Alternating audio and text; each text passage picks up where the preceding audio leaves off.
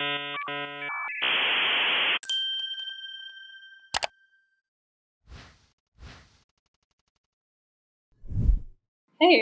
welcome to Structuring Your Hackathon for Long-Term Social Impact as a part of the MLH Hackcon 2020 Lightning Talk series. My name is Anne-Gail Moreland, I use they them pronouns, and I was the head organizer of Hack Holyoke 2018. My activist work has mainly focused on the LGBTQ rights in the New York City area, with organizations such as NYC Dyke March and Spectrum. Brief definition overview for this talk. When we discuss social impact, we're talking about creating positive and long-standing change for the communities you care about and want to support. So why hackathons? Although systemic change needs to be implemented across the board, for the purposes of Hackcon 2020, we're going to be focusing on your specific hackathon structure and resources. Hackathons are unique spaces where CS and non-CS related majors gather to build hacks or problems they see in the world. It's a place where you can focus on specific topic categories and problems that you might not have the resources to outside this arena. Because most MLH attendees are university students, you have the additional effect of nurturing what kinds of developer culture you want to see in the future. Also, from sponsorships to workshops to recruiting, hackathons have a plethora of pooled resources that you can focus on supporting the community you want to benefit, both monetarily and career-wise. Last but not least, networking.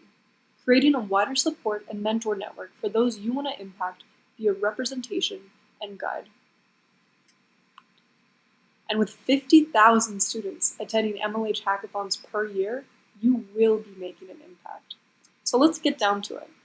How do you start by making these changes? We'll be focusing on your impact scope, reshaping your current structure, and most importantly, the follow-through. So scope. Identify your needs. Where is your hackathon coming from? For example, is it taking place at a predominantly white institution? Does it have a track record for being a little bit homophobic? Do you usually have a low turnout for women?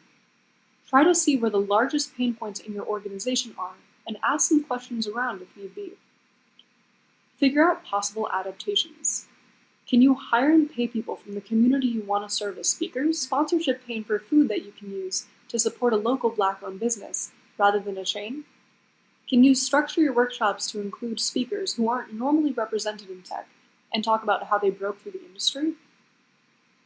And set short-term and long-term goals. Make your supporting that local restaurant or business a part of your, insert university name here, organizer handbook. See if you can develop relationships with that speaker to come back and be paid again for speaking at your school the following year. Make these changes reoccurring or with the goal to switch it up depending on what you need. Putting it in hard copy and integrating these intentions with your team means that next year you'll probably go through the same scope, reshape, and follow-through process. So to bring these questions into practice, I'm going to use Hack Holyoke as an example. So for Hack Holyoke, this kind of scope applied into reshaping would look like community research and question asking, and lots of budget allocations being done for the first quarter of the planning process.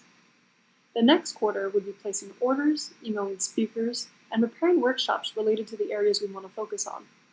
The third quarter would be finalizing and following up, and the fourth quarter to Hackathon Day would be making sure these relationships are solidified for the coming year, making sure that everyone is fairly compensated and incorporating diversity feedback about our hackathon post-event.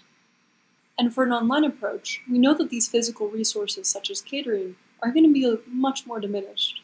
So focus on education and learning with those particular communities you want to uplift in mind. And finally, the follow-through.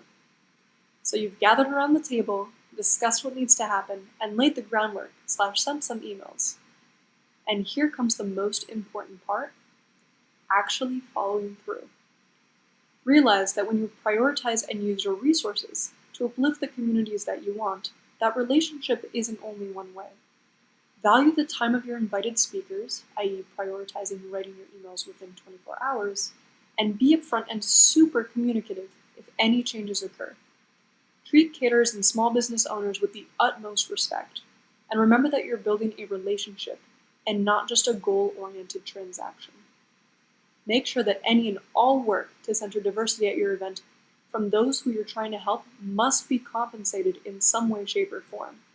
Without that, you're in dangerous territory of creating a one-sided relationship, which is super extractive just to meet your diversity scope. So to sum up, identify your scope, reshape your resources to supply the community you want to uplift, follow through with timeliness, organization, and proper compensation, and have fun hacking. And with that, thank you for coming to my Hackcon 2020 Lightning Talk, and reach out if you have any additional questions. I'll be here to help if you need be.